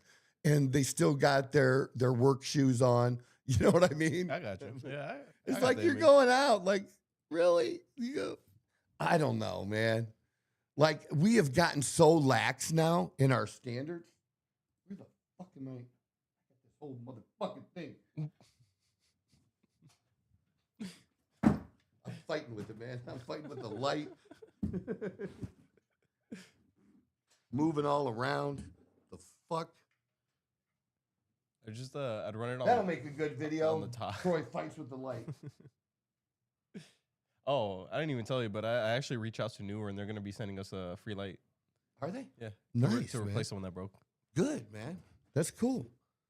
But I don't know, man. But it's not just that. It's just in general. I can't believe how, because you heard, I don't know if you heard, the, can't remember, is his name Duffy? The Secretary of Transportation? Who's the Secretary of Transportation now? Sean Duffy, right? Sean P. Duffy. There you go. So Sean Duffy. And that's funny, P. Duffy. we might call him, man. We'll call him P. Duffy. Close. Have you seen the new documentary? That No, but I heard about it, and I'm going to watch it this week. God. It's been all over the news. 50 Cent don't give a fuck, does he? Does not give a fuck. I respect 50 Cent so much. he was like gut giggling the entire time. There, he's like getting interviewed. Yeah, it's the fun. It's the best. I'm already fucking with this thing again. Anyways, I just had that. I don't know. People are just, well, Duffy said that people are going to the airport that you need to like not show up in your fucking pajamas to fly. That's Why? basically was his message. Why? Dude, people You're on a used to fucking wear, plane. You're not getting dinner or anything. Yeah, but you can. I am so over this. Literally, how does it keep getting wrapped? The fuck? It's unbelievable. There, throw that fucker way the fuck over there. Yeah, you'll have to cut that up into a couple things there. Me fighting with it. Maybe that'll go viral for us. You never know nowadays. You never know. The dumbest shit goes viral now, man. I'm learning. That's what I got to do. But I can't do it where it's not authentic. I just can't. I can't do It's that. hard, huh? Yeah. That's a hard mix. Yeah, it is. Harder than people would think. But yeah, I don't know. I just think just pride in yourself and how it makes me feel. You know, I don't know. I can just relax because, I mean, the whole world is more relaxed now, especially since COVID. Yeah. And people got a little too comfortable. And, you know, to me, guys, you know what? Stand out a little bit. You stand out a little bit. Nah. Dude, you don't dress like that. Look, that's Hell a nice yeah, I looking do. switch. No, you don't. I dress like a bum 90% of the time. I've always been more of a comfy over style though. Yeah, my but still, life your comfortable style's better than what everybody else than is most doing. people wear. That's fair. That is fair. No, but yeah, no, I get what you're saying for sure. But I've always been more of a comfy over style. That's okay. But But do it you can still do it in a nice way. Is all my point is. that's fair. You know, you can do it in a shirt that doesn't look. You can do it in a shirt you pull out of your dresser, and not one you pulled out of the floor. Yeah. Or out of your Yeah, the best clothes basket. The best way I can kind of like describe it the way you're saying is like, because I have a handful, like a bag or a drawer where like I throw the shirt on if I'm doing yard work or if I'm doing mechanical work. Yeah. Like those are the shirts I put on. Like if I'm just like, I don't care if they get dirty or ripped up or anything like that. I'm just saying, So don't go out in I that. get what you're saying. No, I get That's what you're all. saying. Yeah, but some of those shirts are nice. Man, but that's the problem. That's what I mean. Maybe you. I'm not saying you No, have I that wouldn't. I problem, but definitely wouldn't, no. but that's why, you know, that's why we have these young men out there, and there's a case to be made that I heard that they are that they're incels is what they call them, and that means they're involuntarily celibate. They're not celibate because they want to be celibate. They want to have sex. They just can't find anybody to have sex with them. Well, I'm just saying, you know, maybe you might want to put on a decent shirt. That's all. Maybe buy yourself a $40 pair of jeans, wash them, keep them clean. You want to know all. You know what the funny part is about What's all this that? that you're describing? Doesn't even matter nowadays. Doesn't even matter nowadays. What matters? Is confidence. You can look like the bummiest bum. I don't know. You don't understand it. I don't understand it. But you could be the bummiest guy in the world. You have enough confidence. It doesn't matter. I don't disagree with that partly. And what I don't disagree with is I don't disagree with the confidence part, but let me give you an example Go for it. that I think this is going to be an awesome example. Okay. So when I was a financial advisor, right? I used to have to go to these meetings where other financial advisors were. Mm-hmm. And it was just our company. And I was in the top 10 for every year but 1 year out of 10 years. I was in the top 10. Okay. And the best I ever did was number 2. And the people who were number 1 was because there were 2 people that they combined because they shared. Like if you would have split the income between the 2, they wouldn't have been number 1. Gotcha. It's that office kind of like was number 1 thing, right? Right. Where I did it as an individual. And that's what obviously it irritated me because that's why I just brought it up. But we'd go to these because we would have to like do different things for, keeping our licenses. You know about that kind of stuff in the banking industry where you have to, sit down. You have to hear about the know your customer KYC laws, right? Yeah. Know your customer shit. And they have to review it with you. Even though you've been tested on it and you did it last year, you have to do it every year. Your continuing education. That's the word I was looking for. You got to do your continuing education. We would do that too. And then some sponsor would come in and pay for a meal and, that kind of stuff too. Yeah. Dude, I used to show up there in looking like poison. Like that, that was my nickname. It was Poison because of Brett Michaels. Gotcha. I would come looking like that. I would come showing up in an Ed Hardy shirt or some similar type shirt, right?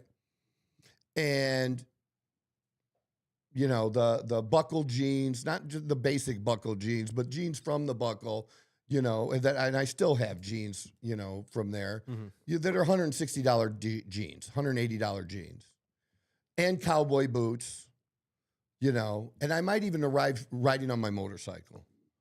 And I was the only guy dressed that way. Everybody else there was dressed in a suit and tie. A suit and tie. And I didn't care. Because one, none of the people there are going to give me any money. Exactly. They weren't clients. Exactly. Like, I'm going to become like, I don't give a fuck. You ain't invested in me.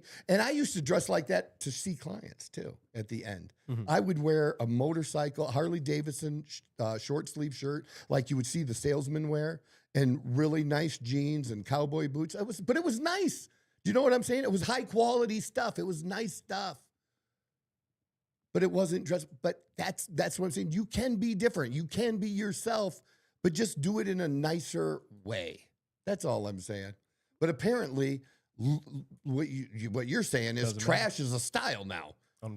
I think like one of the higher Balenciaga or something literally made a dress and it looks like one of the black trash bags. Yeah. Like I'm not even exaggerating. Dude, but see, I had the confidence to be able to pull that off. Most people couldn't pull that off. No. You know what I mean? No. And I wanted to be that guy. I remember like the number when I was with the previous company that one of the top 2 guys, he had a t-shirt on and, a decent pair of shorts and flip-flops. Because the dude was number 2 in a big fucking company. Yeah. Well, nobody was going to say shit. You know what I'm saying? I was like, I want to be that. That's the I don't give a fuck, that kind of thing. And I like that. I respect that. But to me, I've always gotten a little bit of confidence. Oh, yeah. From dressing nicely and being, dressed nice and how people tell you. I don't care what people say. If you dress nice, you're going to feel a lot better. I think you're going to feel better. Psychologically, it's even if it's quote unquote dressed down. Yeah. When you're putting on a pair of Travis Scotts and you're putting on a nice pair of jeans and, you're going to put on a baggier shirt than I am, but I'm going to put on a concert t-shirt with that. It looks good, man. Yeah. That's all I'm saying you have to do. I'm not dressed up and going crazy, but my dressed down look is still like, yeah, that's together. And you throw, one of these boys on with it. You know what I'm saying? It all brings it up to scale. And you do have to have confidence with that. But I don't know how you have confidence just totally looking like trash. Trust me, I'm talking from experience. I've had. You know what? I hold women responsible for that. That is 100% a thing. That women are not demanding that of men. But I'm not sure if that's more of an Arizona thing compared to other states. But in Arizona, at least in my lifetime, the dressing nice will get you places, but at the end of the day, I promise you, it really doesn't matter that much. No, but it matters depending on the time. Like wearing a suit mattered earlier in my career than it mattered later. See, that's what I was gonna say. I think dressing to impress really should only kind of work. Like you should only really take your time and like dressing yourself if you work somewhere where it's like that's the Sure, the I get what the, you're saying. the style that they're trying to put, like a professional workplace or whatever. But someone like a comedian or something like that, like Yeah, but I'm just saying, even then, you can still have some cool shit, man. Yeah. Look at Joe Rogan. Joe Rogan isn't like wearing crazy, flashy shit. Yeah. But I have some of the Roots of Fight stuff. It's good shit. You know what I mean? And you could dress like that. You know what I mean? That is basic, kind of. But it's a high quality, nice basic. Right? Do you see what I'm saying? I get what you're saying. I don't know. just don't think that it's I that just much. well, of I an can tell you, important it just thing. depends. Like, so we went to Catch right on Friday night. There was the most amount of plastic surgery in that restaurant per square foot of any place in all of Scottsdale. That's how much plastic surgery there was, brother. I can believe that. Faces tight, boobs high, suction out, man. You've never been in you're not going to go anyplace. You're not going to go to LA or Miami. There's no other place you're going to go to. You'll find places like that in those places, but that has more than what you'll experience that we experienced on Friday night. That the most beautiful people in one room that you'll ever see, men and women. But then I'm actually surprised at that high-end restaurant versus the other ones that we go to. They have more younger 20 to 27-year-olds than any of the other restaurants. And they don't, they're wearing a big boxy All Saints shirt, right, and jeans and their hat backwards stuff. But they're still wearing, the All Saints shirt probably is $120, right, for a T-shirt or I have something. no idea. Yeah, I couldn't tell they're you. not cheap, but because who's wearing that? But I am surprised the number of kids that have their dad's credit card to be eating there. All of them. Well, dude, they have to because a bill there is $800 to $1,000 for 4 people. For 4 people, that's what the bill is with tip. And I tip well too, so that's what it is there. And you're telling me a whole table, you got 6 to 8 group of young people that they're paying for that? Maybe they're the one influencer. They got it. Great if they are. That's good. I'm okay with that. There's been a lot of influencers and like the trade stockers and stuff like that that have moved into Arizona. And that's good. But that a restaurant like that wouldn't, like, I wore my hat like this. I wear a really nice hat with my outfits. And if they ask me to take it off, I'll take it off. But there's maybe one restaurant that does. One. They don't even. And that's, you come back to my point. Nowadays, it just really doesn't. And I'm shocked at it, really man, because at the much. high end places like that, it used to be, there was a standard that it's still a standard at most high end places, but it's not as strict as it was. Nope. That's what I'm saying. It's just not as big. Like I get what you're saying, and I get what, and I feel like, and I do agree. I feel like people should put the effort into looking nicer, because not only do you look nicer, you're gonna feel better. I've always believed in that. So. But it's just, we live in a day and age where it really just does not matter like that. It just doesn't. Like you can put whatever brand you want to put out, but like your day to day, like most people, I think the comfy look has taken over in the past few years. It's more of the comfy, like, so, it doesn't matter if you look like a bum. Like right now, I have on my Lululemon pants, my favorite motherfucking pants in the entire world. And now I wear the Lululemon Slim because they're not slim like other slim pants. They actually can fit, but for whatever reason, the 30s-inch length and the slims is not as long as the 30s and the regulars. And if I just wanted to look like every other 50-year-old dude, I would have kept the regular ABC pants I had from Lululemon. But I've converted them all now to the slimmer ones. Okay. Because that higher look where your pant isn't laying on your shoe, you're seeing a little bit of foot or ankle there at the bottom, and it's a little tighter in there. And then, so I had that, and I had a T-shirt on, but you couldn't see the T-shirt. because I had a hoodie on. But I had a Travis Matthew hoodie on, dude. It's a nice hoodie. Like, I can tell you, I should have a class for men on how to dress and dress comfortable. Like, and it looked good with a nice, I'll wear a Lucky hat like this, or I'll wear a Travis Matthew hat if I'm going to a nice place, because that was just little higher end. I think a you little also have bit to take nicer. into consideration that you're from basically a completely different place. Like your style, and not only that, but like your style doesn't match the style of Arizona. Like it's What? I mean it does, but like I guess the way you actually no, the way you describe actually does fit Arizona a lot. Now I'm thinking about it. But I guess what I was trying to say is like, because depending on where you are, like state-wise, even city-wise, you're dressing completely different. But I dress for whatever I'm doing and going to. For sure. But If I'm going to a country show, I look like because I am really country. There is a part. Even though not everybody can do that. I'm always authentic because I can do that. I have been, into rock and hard metal and that kind of stuff. But when I do that, that's when I do the Dress Like a Billionaire thing from the show The Billions, or Billions, the I haven't TV show. watched it. It's a great show.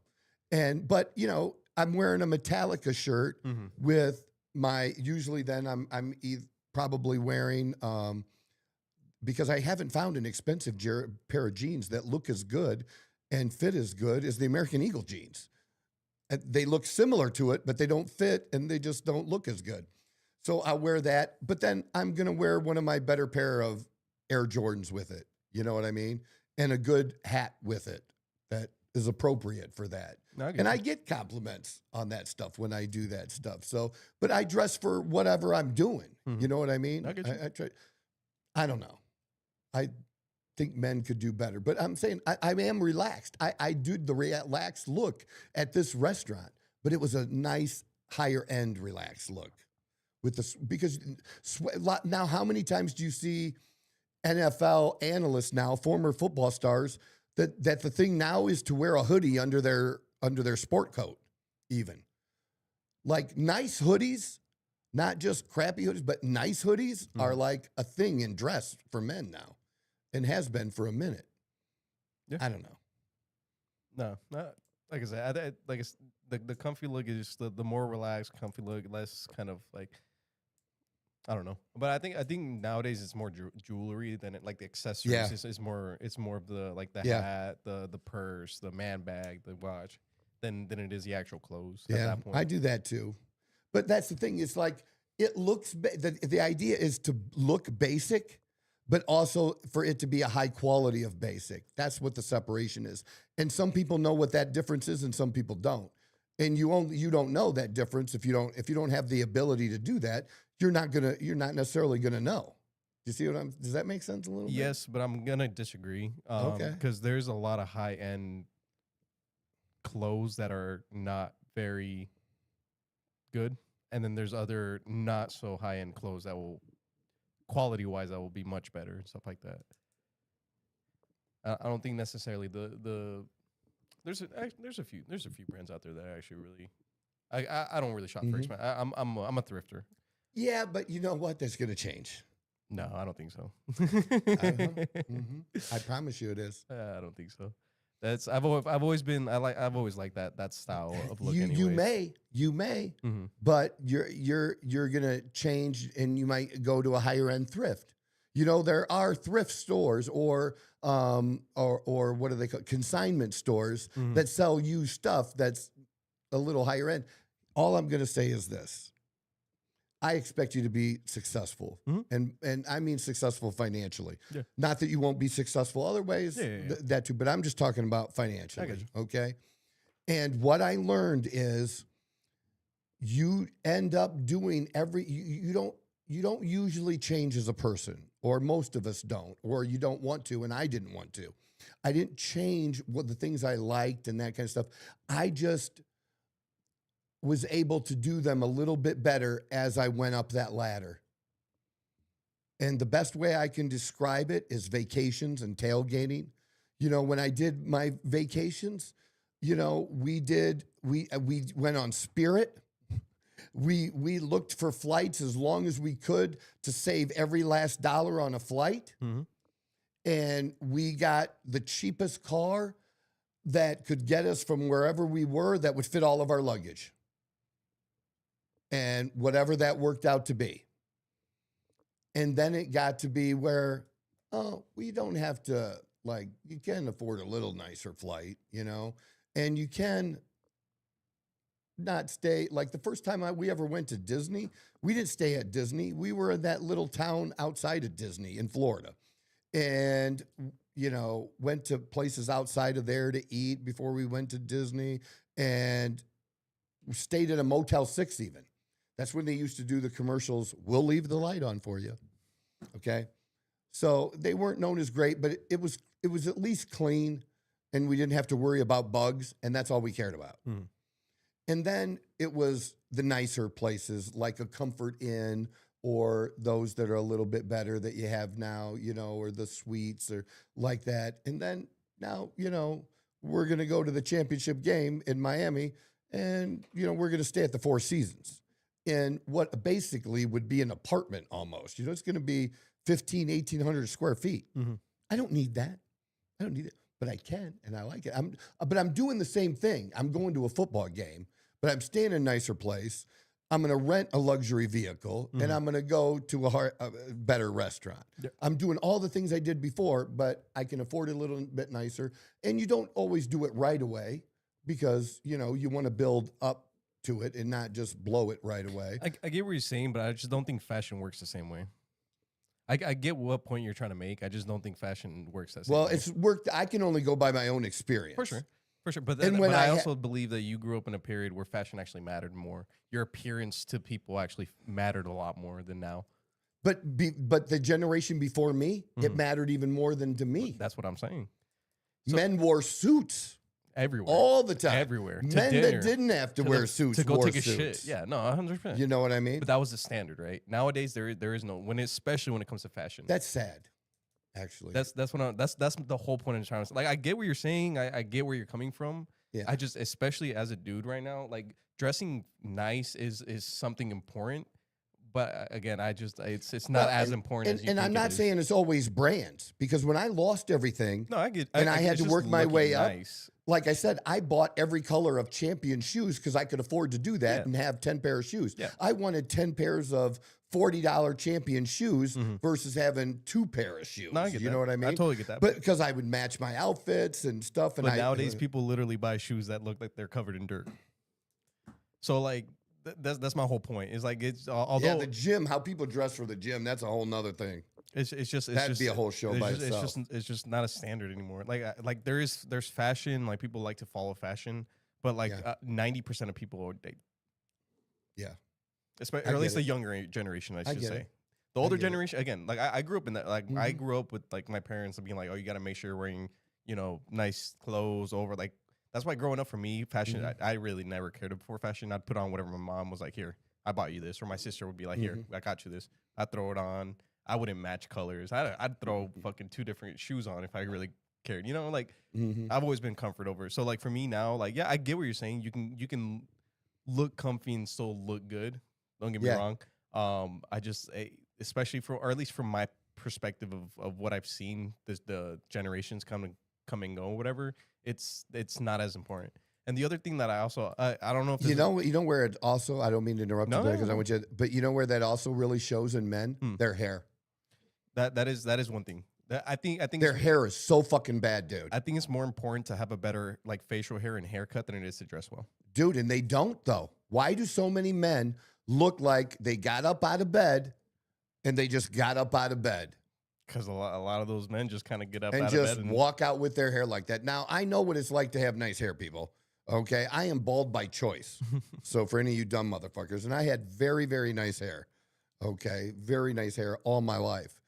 And I just liked it short and didn't want to do it. And I liked the look and I got comfortable with the bald look. And that's that's all. It was always been a choice, whatever I did. but it works for you. Not everyone can go bald. No, Yeah. no. And I could go back to hair if I wanted. And it would be stylish and stuff. But what I see today, I'm not just trashing on long hair or light styles. I'm talking about you literally did nothing with it. Zero. Like I said, it's like just it is horrible. It's just appearances don't matter as much as you think anymore. Like in the professional space, yeah, like because like we have, but like realistically, like your looks don't. It's more merit than it is anything, right? Your confidence. And I'm in all for something. merit. That's what. So like the whole like. But I look at some of this stuff, and man, I'm like, I get you. I totally. I get guess what you're that's saying. just the old person in me now. That's just me the being way old. about- It's just me being old, man. No, because like I said, I mean, I've always liked like putting on like a nice dress shirt, dress pants, and stuff like that. But I'm not doing that all day, every day. Like I'll do it occasionally, but for the most part, I'm throwing the first sweatpants I see, throwing the first shirt I see, and just throwing a hoodie on. Yeah. When I gotta go to the bank, obviously I gotta put on bank clothes and stuff like that. But by choice, I don't care what I throw on. As long as I'm comfy, as long as I'm not sweating, as long as I'm not too cold, Yeah. comfy, that's all it really matters. But what's your comfy look like if you're going out and you might, and there's the possibility, maybe that's not the reason you're going out, but you're going out with a group of guy friends, or maybe it's a mixed group because like that's a thing. The thing about me, I've never had to worry about what I have on because I've always been super confident. I've always been a very like I'll go up to any girl wearing whatever the fuck, with whatever haircut. So you don't dress any differently if you're gonna go out. The only, like I said, there's only specific times where I'll dress up like specifically with an outfit, but for the most part, like if I'm going to like some sort of like rodeo or like cowboy thing or quinceañera or something Why like is that. this going off when I have all the sound down? I'll throw on That's like so some fucked cowboy up. boots and like a nice dress shirt or whatever, but that's just kind of like my culture dress Yeah. or whatever. But like if I'm just going to go like play pool with some boys at the thing or go out to the club or whatever, I'm not trying that hard. I'm like I said, I've always that's more what of I see, a but that's confidence my than thing anything is else. I want it to not look like I tried hard, but it's still to be really nice. No, I totally, Do I you get know that. what I'm I saying? totally get that. I totally get that. That's It's- what. It's just especially I don't know from what I see, especially like if you are buying like the higher brands and stuff like that, like you obviously care what you're putting on. Like it's hard to pull off that look when you have the nicer brands on. Because like it's obvious that you want to look good because you're buying high end brands, high end stuff. So it's hard to give off that look. But of I not did trying. learn, even though I've done the opposite, like I said, it depends on what the thing is. Yeah. I might, be willing to spend less or, have multiple things that are less versus sometimes. But when it comes to a pair of good dress pants, Yeah, but you also I would rather have somebody have only one pair of dress pants like this and get a really good pair of dress pants. And these aren't really dress pants. They're the Lululemon all occasion pant, basically. I'd rather have somebody do that than have 4 of some crappy ones that look crappy. You know what I mean? I get you. It's just so funny because I know just the sense of fashion a lot of people have, and like that's just a look. The super baggy, like the faded, maybe some holes, some rips. Like it's just like that trashy look is just a thing. I don't know why. But it is a thing. It is. I just think there's a better way to do it than they're doing. No, I think society as a whole just kind of has pushed away from that professional look. Because I think that's, or at least coming from my perspective, it's had. I just don't know if it's because like growing up, it was like it was like you have to look good, you have to have nice dress, and I feel like that standard has gone away. So people have like crumbled it up and thrown it away. Like but then that also makes it even more special, right? When you do dress up, is like he dressed up because he's doing this for a reason, right? Well, I think too what happens too is whatever the thing is, especially when it comes to culture, because that's what we're really talking about now, is things will reach a point and go too far, and then they'll come back. Oh yeah, everything. So gets there's recycled. going to be there's going to be a pushback. Oh yeah, I think. No, I agree. I think that's good because it is going a little too far. All right. We didn't get to any political stuff today, so I'm just going to save that for Wednesday because it'll still be here. And, I just do what I do whenever, and this is just kind of how it went, and that's what you have to deal with when you listen to this program. All right? This is the Outlaw Apostle Podcast. I'm your host, Troy Neff. I'm the fucking guy. Whoa. Who knew I would make it this far? They hated, they never believe me. Yeah, I would never drop the ball. I know I make it look easy. Yeah.